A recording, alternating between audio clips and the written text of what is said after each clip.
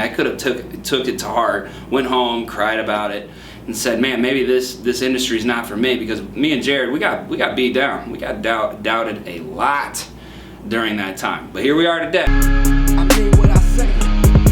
I say what I mean. Good afternoon, everybody. It is Franchise Friday, and today I want to talk about rejection. How do you take it? How do you use it? And how do you fuel from it?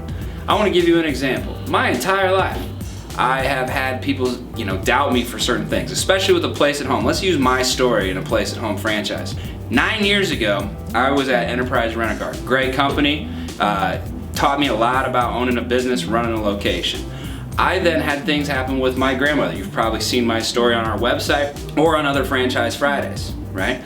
That fueled me to start an in-home care company. But I was 28 years old. So I would go around to people and say, hey, I'm starting an in-home care company. They'd look at me and say, hey, a 28-year-old guy, what the heck do you know about senior care, right? I'll never forget my first meeting. I went into an assisted living. I sat down with a lady. And I said to her, this is what I'm doing. She looked at me and she said, the only reason I'm taking this meeting with you is because you know someone I know. If it wasn't for them, I wouldn't be taking this meeting. How can I trust you? What do you know? And I used, that was right there as a punch to the face. It was kind of an odd rejection in a way, saying she wouldn't meet with me if I didn't know somebody she knew, right? But I used that. So I took that in, I killed her with kindness the rest of that meeting. She gave me one chance, and you know what I did on that one chance? I used that one chance to fuel me to make sure that she knows that I do what I say, and I took care of that client she gave me, and they wrote a review. They went to her and said that was a great company, and she sent me more. What I could have done is she could have rejected me. I could have took it to heart, went home, cried about it, and said, man, maybe this industry is not for me, because me and Jared, we got beat down. We got doubted a lot during that time. But here we are today, 19 locations, thousands of hours of care. Took that rejection and fueled us to be where we are today. Another example of rejection, we started franchising.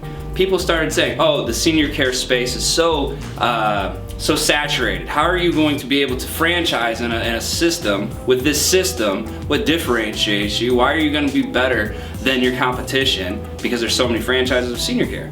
Again, Jared and I said, well, we could take that criticism or rejection and not franchise, do private growth. However, Jared and I are very stubborn, very competitive. We said to ourselves, block the noise, let's use that and fuel us. And here we are today, successfully franchising. Our owners are doing incredible things across the board, and we're very, very proud of what we've built. And that rejection is starting to go away. I'm actually getting calls from people now saying, hey, what did you do? Hey, how did you franchise this business? Hey, would you think about partnering with me so that I can franchise my business, right? If I would have taken all that rejection and pushback on franchising, we wouldn't be here today. So, how you respond to rejection, my point is how you're gonna make yourself successful. You can shell up, you can quit, you can cry about it, or you can take it, fuel yourself, and go and prove everybody wrong. That's Franchise Friday. Make it a powerful weekend.